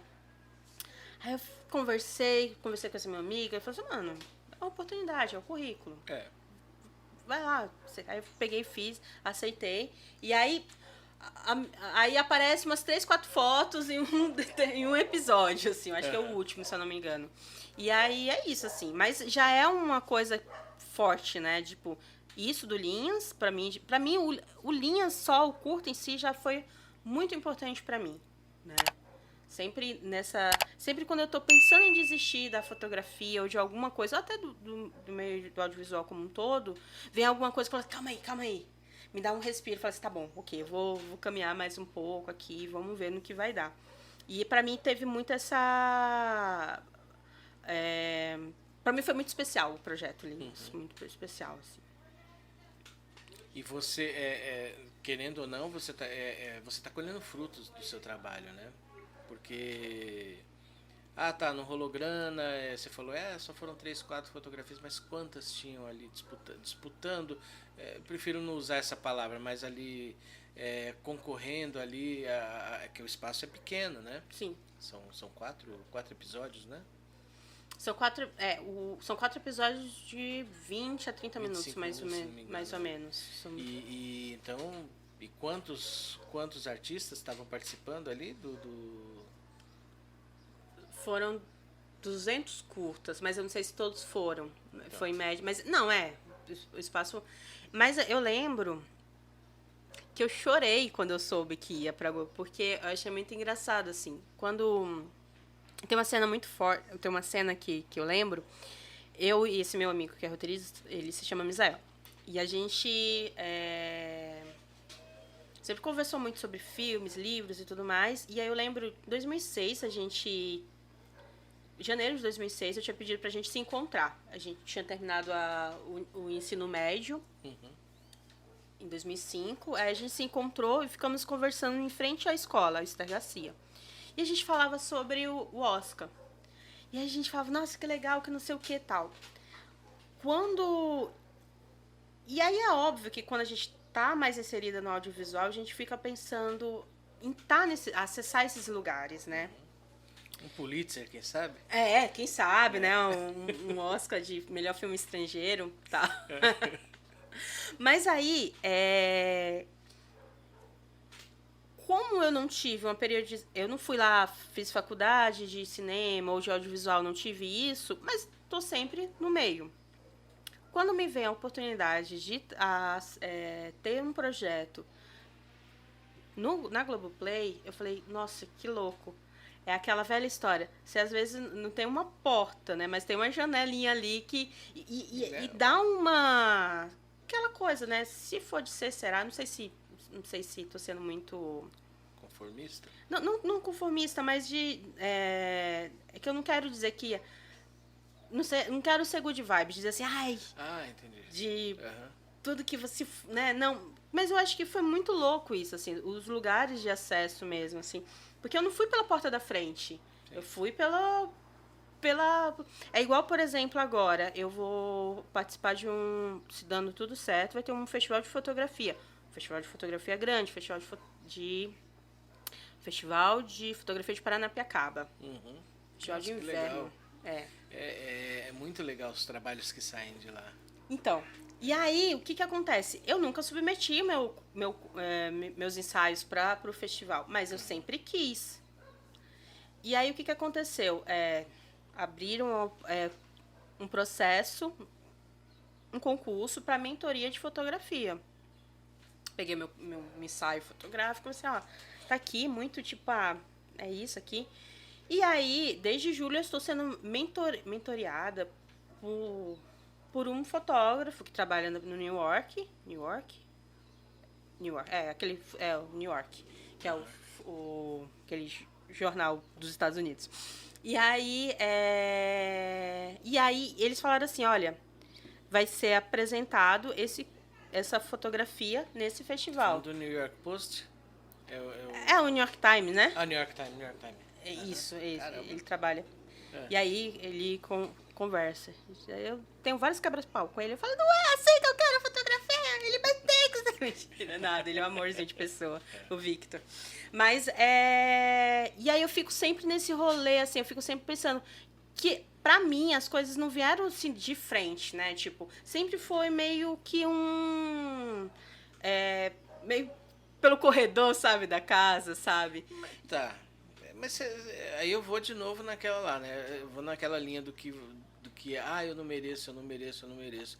Mas você não acha que você acessa esses corredores justamente pela sua capacidade, pelo seu trabalho? Porque quem somos nós já podcast, né? Somos ninguém, né? Mas eu vi ali, nossa, tem uma porção de gente que eu sigo, uma porção de gente que eu, e não é, inicialmente eu não sabia de onde que você era, e eu vi o seu trabalho e gostei. Quem somos nós, né? Não somos ninguém na fila do pão, né? Mas assim como eu enxergo, outras pessoas também enxergam. Mas Estão vendo o seu trabalho. eu não falo que o meu trabalho... Mas aí eu não entro nesse lugar que eu não sou... eu não mereço. Muito pelo contrário. Tá falando da dificuldade de acesso. A dificuldade de acesso e como, por exemplo, as voltas que o mundo dá, assim, no sentido de que eu não fui pela porta da frente, eu não fui pegar o que... eu vou pelo festival, vou participar aqui. Não, a porta... Eu nem sabia que, por exemplo, desse último... Foi o acaso mesmo. Foi o acaso do acaso. É isso, sabe? É o acaso do acaso que vai levando a Bem isso. marcados em cartas de tarô? Exato. Então, é isso, assim. Aí eu fico muito nesse rolê, tipo... Porque tem o Festival Fotofinks, que eu fiquei entre os 20, né, de fotógrafos. No começo do ano, acho que foi no começo do ano, e aí, pra você se inscrever, você tinha que enumerar o seu currículo, né, de fotógrafo. Eu ganhei isso, ganhei aquilo. E aí eu tava nesse rolê de dizer, eu não tenho nada, não sei o que. Só que entra uma coisa de você ter os seus projetos que você conseguiu, não sei se que você implementou, real, assim, não real, mas, por exemplo, deixa eu pensar melhor no que eu falo. Ter anotado o que você conseguiu. Eu acho que isso, pra mim, funciona melhor. Porque, de fato, a gente vê o caminhar. Entendi. Eu tinha muito essa ideia de, eu não tô andando pra frente, eu tô parada, tô estagnando, mas não. Veio o Festival Fotofinks. Precisa materializar aquilo ali num papel que seja. No papel que seja. Porque, assim, quando o Festival Fotofinks apareceu e eu fui me inscrever, tinha que numerar lá o que você... Os seus feitos, né, de fotografia. E aí eu fui enumerando e tal. E eu achava que não tinha quase nada. Quando eu fui ver, tinha já uns 10, mais ou menos, uns 10, assim. Concurso que eu ganhei terceiro lugar, com imagem, a premiação do projeto do Curta em Casa. Então, várias coisas assim. Sim. E aí, quando eu falei, caramba, mano, realmente eu tô caminhando, né? Tá funcionando. Né? Tô evoluindo. Eu costumo dizer aqui muito o seguinte, Antônia, que tem muito artista aí, não é menosprezando a caminhada das pessoas. Mas menosprezando sim, mentira. Né? Mas eu acho que tem muito Beethoven aí andando de trem aos 40, 50 anos aí. Andando de trem no sentido de ir trabalhar das 8 às 5... porque justamente por causa daquilo que a gente volta lá atrás, né, na questão das oportunidades, né, e fazer arte de um modo geral, acho que qualquer atividade, né, qualquer profissão, mas a arte ela tem um componente e sendo periférico, né, vamos complicando, e sendo mulher e não sei o que, né, então eu acho que a persistência aí ela tá antes de tudo isso, né. Porque, como eu falei, tem muito... porque Porque ele desistiu antes do tempo, ele não teve oportunidade, e às vezes surge uma boquinha ali para ter que alimentar, uma família para cuidar, uma dificuldade, aí ele acaba abandonando um talento, um sonho, para ir tocar a vida, né? Então muita gente desiste muito antes de se perceber artista, né? E tô fazendo você pensar, né? Tô. Você tá refletindo, tá funcionando. Então tem o fator persistência, eu acho que ele tá antes de tudo isso, né?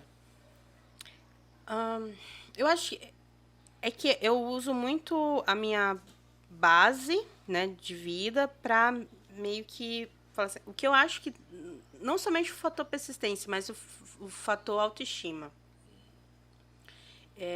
Quando a gente vai conversar, trocar com várias outras pessoas, assim, não na frente das câmeras, mas por, né, atrás mesmo, Que câmeras? Aqui o pessoal não vê, mas tem luz aqui, tem um monte de Tem coisa. 3 cinegrafistas, né? Tem uma aqui. É.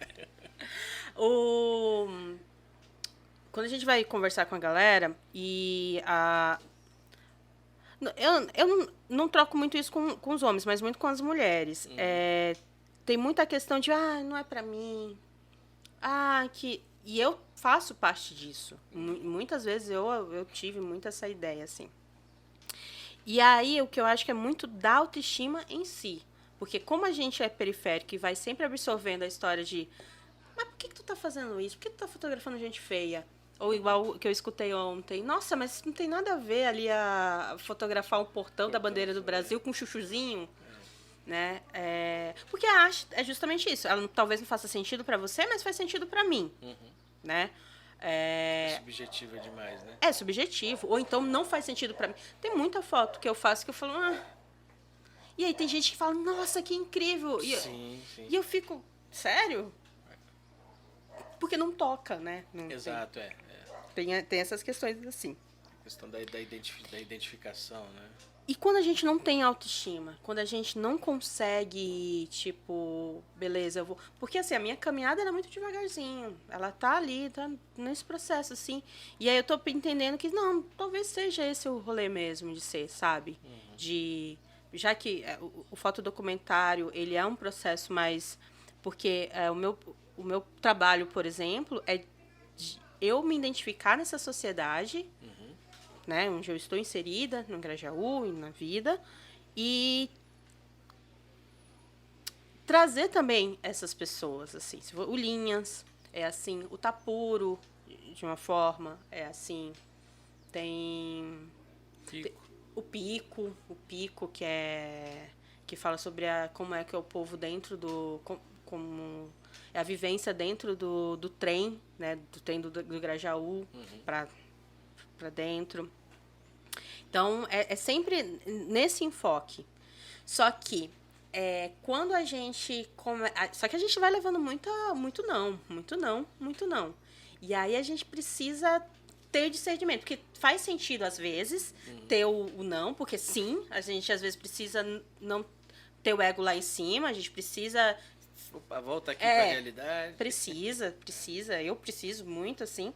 Mas tem gente, às vezes, que vem com as coisas assim pra acabar com a gente. De maldade mesmo. Eu tive esse processo com o Pico, assim, de... eu entrei num... E aí, só pra finalizar, assim, só pra fechar, eu acho que é a autoestima. Acho que se essa pessoa não tá com a autoestima, não tá, assim, realmente ela não vai. Porque primeiro a gente tem que lidar com nós, depois pra gente poder... Porque quando a gente tá com autoestima, a gente acredita no nosso trampo, a gente vai defender o nosso projeto. A gente vai defender o nosso projeto, sabe? A gente vai correr atrás. Sim. E aí, por exemplo... E vai defender você, não, tudo bem, eu entendo que você tá... Por exemplo, o Pico, só para ilustrar melhor. O Pico, ele nasceu...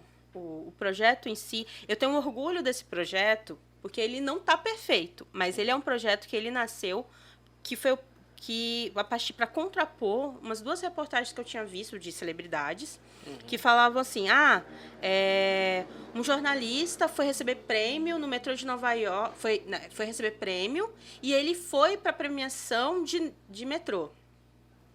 Um artista, uma apresentadora... De programa infantil, década de 80, 90, muito apreciada pelos homens, pelos meninos. Loira. Começa com X e termina com Uxa. Bem isso. Ela ela usou o metrô pela primeira vez para gravação da sua... para gravação do seu programa, da abertura do seu programa. E ela adorou usar o metrô de São Paulo. Oh, que delícia. De madrugada. Óbvio, qualquer um. Eu já usei o metrô de madrugada. É maravilhoso. Não é?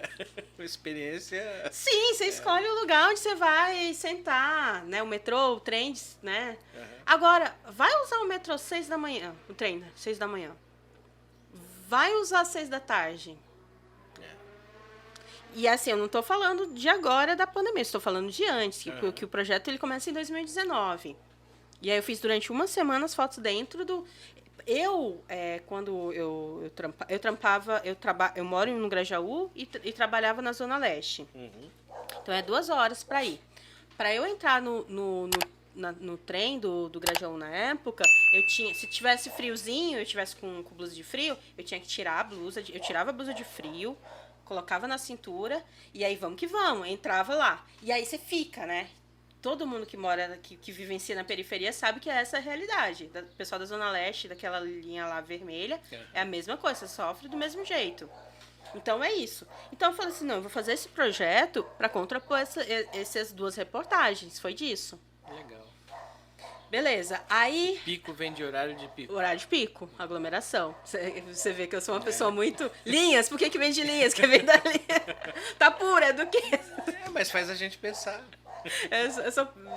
Eu sou os nomes mais óbvios possível. Não. O Linhas, por exemplo, você falando, você explicando, aí sim. Ah, por isso. E o pico a mesma coisa. Mas não é tão óbvio assim, não. Não, tem um... E aí o pico... E aí o que eu quis passar no ensaio do pico é o que eu vivencio, porque... tava trocando com as pessoas e a gente fala que a fotografia ela é meio como a pintura, ela é a externalização do que a gente sente e do que a gente vive, né? Uhum. E teve um fotógrafo, que ele pegou e falou assim, não, você teve isso na sua infância? Aí eu tive, ele meu pareceu, sabe, um vidente, assim, que sabia, assim, porque ele, não, porque aqui na sua fotografia tem muito isso, que não sei o quê. Eu falei, tá, legal.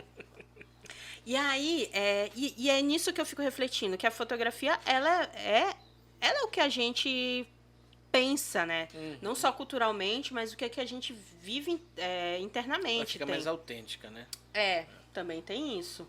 E aí, beleza, o pico é o estresse, é o cansaço, é o ar. Tem uma foto lá que é um cara tentando ter ar, porque aglomeração, pico. Beleza. Eu peguei e 2019, 2020, o pico ele muda o projeto, que aí também porque ele vai ser ele é apresentado nos Jornalistas Livres, no site lá. Uhum. Mas ele é para contrapor 2019 e 2020, que não mudou nada. Fique em casa. Fique 1 metro de distância. O que distancia uma foto de 2019 e uma foto de 2020 é a máscara só, né? Exato. Só isso. É isso. Mas tá cheio do mesmo jeito. Aumentar os espaços de tempo de espera de trem, de metrô. No final de semana, você leva 30 a 20 minutos esperando na plataforma. Uhum. Então, tudo isso contraponto. E aí, sobre o não. Projeto Pico, eu tenho um conceito, eu fiz, essa é a minha ideia. Poxa, vamos lá. Entrei num curso de fotografia, e aí a ideia do curso era montar um fotolivro. Antônio, você pensa em montar um fotolivro? Penso, mas daqui a uns 20 anos, quando eu tiver estruturada, bem, assim, com um arquivo muito potente e tal. Aí, a cereja do bolo. Né? Aí, mas eu quero aprender sobre fotolivro. Vamos lá, quero aprender. Primeiro que não era, na realidade era a gente entregava as fotos pro cara e o cara que ia fazer isso. Aí já mudou, mas tudo bem, vamos lá. Uhum. Ele começa o projeto pela capa. Você fica, puta, mano, como assim começar o projeto pela capa? Aí ele mostrou a capa, você gosta? Eu falei, gosto. Era uma capa vermelha, eu falei, não, gosta. Gosto. Depois ele mostra mais dentro do livro todo vermelho. E eu tinha falado. Suas fotos em vermelho. Eram preto e brancas na época. E eu falei assim pra ele: olha, se você quiser, eu posso apresentar pra você colorida tal. Ele falou: não, pode ser do jeito que tá, que não sei o quê. E aí, e o cara é tão egoísta e é um cara famoso da área, ele tem editora no mercado. E aí ele tinha falado que precisava colocar a configuração das fotos para uma saída de gráfica. E eu fiquei perguntando qual era, que não sei o quê. Eu perguntei para ele em aula, eu perguntei a ele via Instagram, e ele falou: não, eu vou te explicar depois. Ele não falou, até hoje. E era uma coisa super simples, era uma coisa muito simples, que outros fotógrafos se dispuseram a me explicar o que era. Sai em CMYK.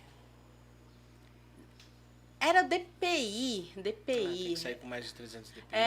Exatamente, era isso daí. Só que eu uso Lightroom. Lightroom é outra, não é DPI, é outra coisa, assim. Eu sou bem ruim de nome, mas era alguma coisa assim que eu tava fazendo certo, eu sempre fiz certo, mas eu não ligava o nome àquilo. Enfim. E aí ele me apresenta dentro do miolo do livro, que ele estava fazendo, não eu, vermelho. Aí eu falei, vermelho, e ele cortava muito, assim, ele fazia uns cortes muito fortes, assim, que é uma coisa você cortar assim pra tirar, sabe? Mas não, ele fazia. E eu falava, mas essa foto aqui vai aparecer em outro momento, inteira? Não, vai ser assim. Eu falei, tá. E esse vermelho, não, que esse vermelho simboliza o inferno, que não sei o quê. Aí eu falei, não, tá, é realmente um inferno o pico, realmente, você acessar. Mas não é isso que eu quero passar. Isso aqui, essa cor não faz sentido pra mim e tal. E ele ficou insistindo. E ele vinha com uma depreciação pro meu lado. E eu falava. E aí é que tá a autoestima, que é o que eu venho falar. Que é quando você tá com um projeto que faz sentido pra você. E aí você. Por mais que o cara seja o top, você vai dizer assim: não, amigo, não é isso que eu quero.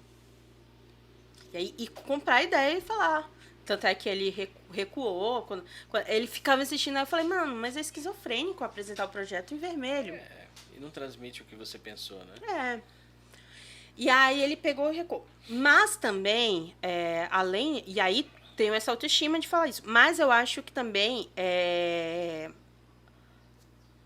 você pode mudar o projeto, assim, como eu mudei. Claro. Hoje o pico não é mais preto e branco, como foi que eu apresentei. Hoje ele vai sair lá, se der tudo certo, na exposição, colorido. Mas não um vermelho estranho. Sim. Foi uma proposta que o Victor Moriyama falou, vamos fazer colorido? O que você acha aqui e tal? Ele conversou comigo, ele veio com calma, porque ele o outro também era fotógrafo, tá? Mas existe formas de você ir e não reduzir o trabalho da pessoa, né? Exatamente. Então é nesse caso assim. Faltou sensibilidade do outro, de repente. De repente ele até poderia te convencer a fazer vermelho, duvido, mas aos pouquinhos, de uma outra forma, de repente ele comprasse ali sua consciência e você fizesse de vermelho, né? Mas é o jeito, né? Mas arrogância, né? É arrogância, mas é exatamente isso que a gente tem que eu acredito que a gente precisa ser. Não, pera. Calma aí, ó. Eu te respeito, eu sei que você é uma pessoa que tá no mercado há muito tempo, tal, mas não é por aí que eu quero, né? Não é esse caminho. Porque isso tem da galera que tá lá. Só que quando eles deduzem, a pessoa é mulher. Aí entra aquelas questões, a mulher é periférica e tudo mais. Não, então vamos fazer do meu jeito que ela vai aceitar. E aí quando eu bato de frente, aí, Entendi. pera. Não é assim, né? Não é bem Respeita assim. a minha história. É bem isso, assim. Mas enfim, eu acabo tretando com a galera forte, assim, tipo, é bem... E pro futuro, o que a gente tem aí? O que tem no futuro imediato? Então, por hora... Vai sair? Vai virar fotolivro ou não? Não. Só a exposição, por enquanto. já deu certo. Não, é que eu não sei o que a exposição em si eu não sei se vai sair de fato, eu posso avisar, mas o projeto ele vai sair em uma revista, acho que uma revista online, é que tá muito confuso assim. Eu vou ter que entregar o projeto agora segunda, mas aí vai sair uma revista online e aí vai pra exposição. A exposição eu não sei se vai ser física ou se vai ser online. Talvez seja online, mas tomara que seja físico, porque É outra pegada, né? Tá na hora de sair do online, né? eu tive esse ano, teve uma foto que saiu em Lambi Lambi, 1 metro, tipo, caramba, Legal. coisa mais linda, assim, que foi de um festival de imagens periféricas. E teve um outro com projeto, uma outra fotografia que ganhou 3º lugar. Eu acho que foi 3º lugar, sou péssima também de lembrar. Que também foi impresso, ficou em exposição ali na passagem literária ali da Consolação, que você fica, ai, coisinha linda. Nossa, da hora. Então, por hora é isso. Eu tô num coletivo feminino chamado Mulheres à Imagem, que a ideia é a gente apresentar trabalhos femininos, né, trabalhos históricos, de fotógrafas, de atrizes, enfim. E tô procurando emprego. E é isso, assim. Por hora, mas de imediato é isso. E se tudo der certo, também vai ter uma coisa legal ali na Galeria Olido. Me convidaram também para fazer uma exposição. Talvez seja também virtual, né? Tudo agora por causa da pandemia virtual. Então, deu tudo certo. Então, por hora é isso. Eu espero que você continue cada vez mais aí furando bolhas, acessando lugares. Sou seu fã. Virei fã agora, já admirava ali o seu trabalho, agora sou seu fã. Queria agradecer aí demais a sua presença. Eu falo sempre aqui da generosidade do artista, né? Primeiro a generosidade de você estar aqui e a generosidade de você persistir no seu objetivo e dividir com a gente a sua sensibilidade em relação às imagens, à captação das imagens, da fotografia, né? Porque é um trabalho muito bonito e eu espero que você encontre aí cada vez mais condições de perpetuar isso, de consolidar cada vez mais e trazer mais imagens pra gente, né? Não, eu que agradeço. Eu fico muito feliz, né? Porque disso, né? De saber que a imagem toca, né? O outro, né? Disso. Mas eu também agradeço a oportunidade, porque o que você também está fazendo é extremamente importante, né? Que aí entra sempre isso do apresentar as pessoas, né? Sim. E só o fato de você fazer uma estrutura, movimentar, tal, isso é fantástico. E abrir oportunidades, né, para as pessoas. Então, é fantástico. Muito obrigado. É isso aí. Vou fazer um brinde final aqui. Ê, Chevette! Chevette. Sucesso. Mas é bom mesmo. Tem gosto de Yakult. Ó, você vacilar, você toma o corote inteiro. É bom mesmo, viu? Isso deve dar um fogo, deve dar uma ressaca, não dá não? Mas eu tô sempre comendo, então não pega tanto. Não sei não, hein? É isso aí. Pessoal, muito obrigado e até a próxima.